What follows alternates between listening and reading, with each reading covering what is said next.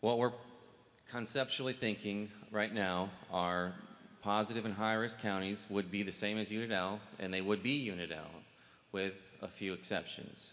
And those exceptions would be in two areas, in the August buck hunt and then in the rest of the season. As you are all, I'm sure, aware, last year was the first year of an antlered only, archery only, private lands only hunt the last 3 days, the last Friday, Saturday, Sunday of August. The rest of the state, we're not proposing any changes for that hunt this year. We are proposing some, not proposing, again, concept, thinking about having some exceptions for that hunt in the positive and high-risk counties. So, and one of the exceptions would be to allow rifles during that hunt.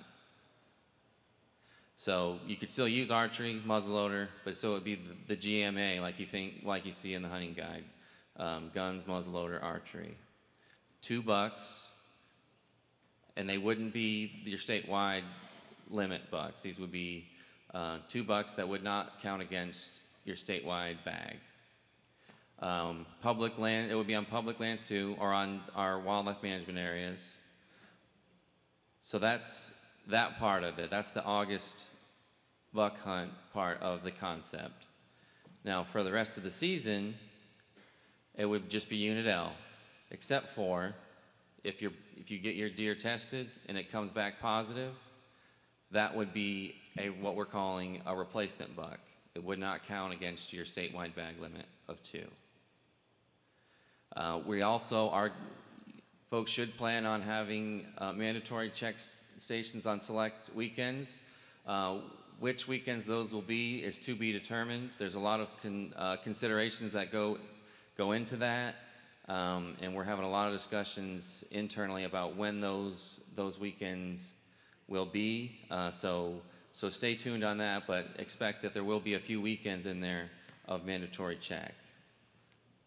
So that is the concept that we're considering. We've thrown around a lot of different things and considered a lot of different things, but we keep coming back to this as the concept at this point. Some benefits we see at this point, it's a small change, but it could potentially have a big impact on managing the disease. It's aligned with the BMPs, and that's an acronym that means Best Management Practices. There's a published document that experts from throughout North America, and we have one of the authors of that North American here, and Dr. Dan Grove, which you heard from earlier. The best management practices say to target older age class males because you saw that they're more likely to test positive, and to target them before the rut. So before those home ranges start to expand and before they start, potentially contaminating the environment and spreading the disease. So what this concept is aligned with those best practices. We think it could be very popular, a special opportunity in this area. We always know we can't please everybody all the time, but we think this could be a popular and very special opportunity.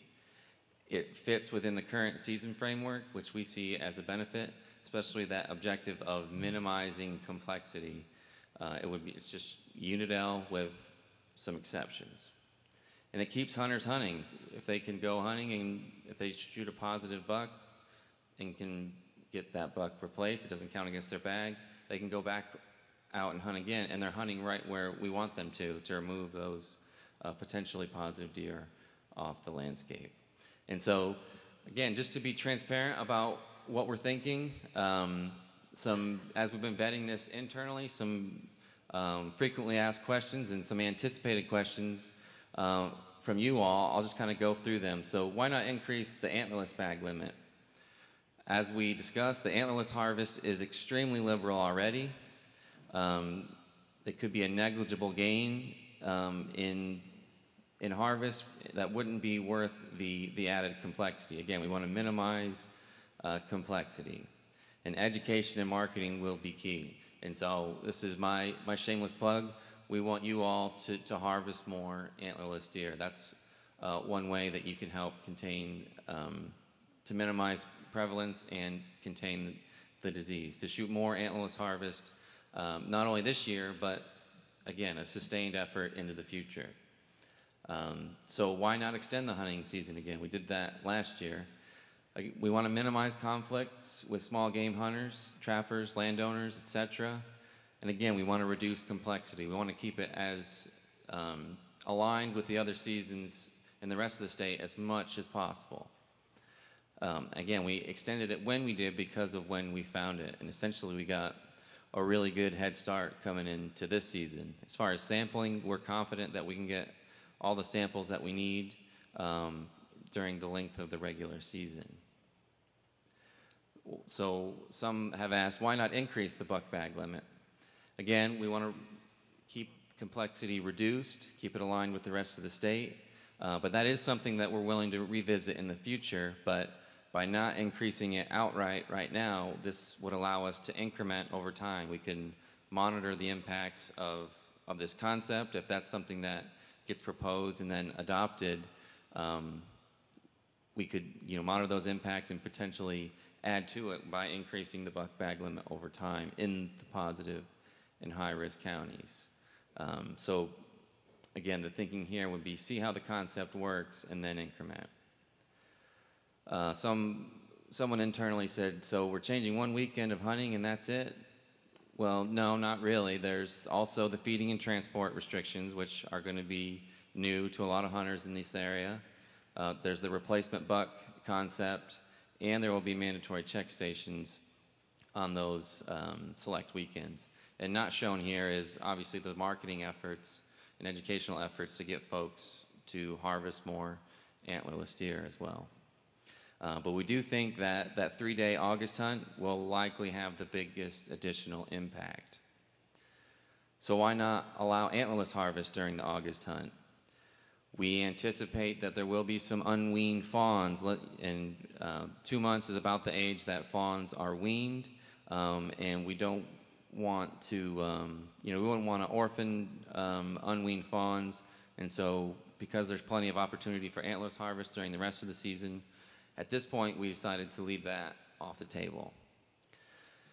So what's the anticipated impact for this August rifle hunt or August buck hunt?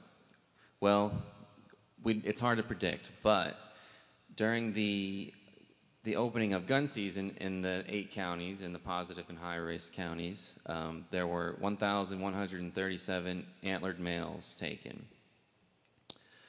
Could we approach that level of harvest?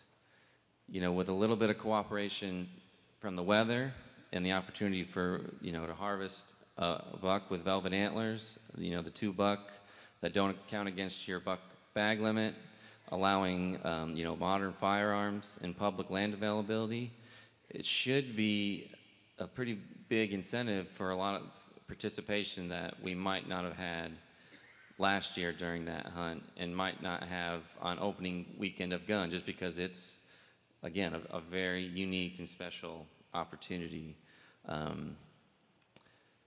What's the anticipated impact of replacement bucks? Another thing that's difficult to predict.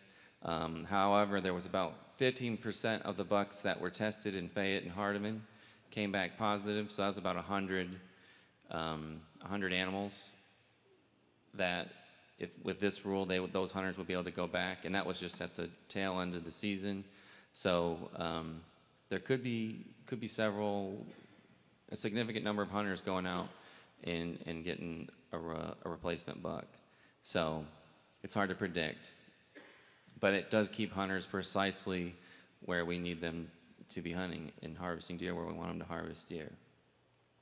So that's us being transparent with kind of our thinking and where we're at this point, but we truly do want to know what you think.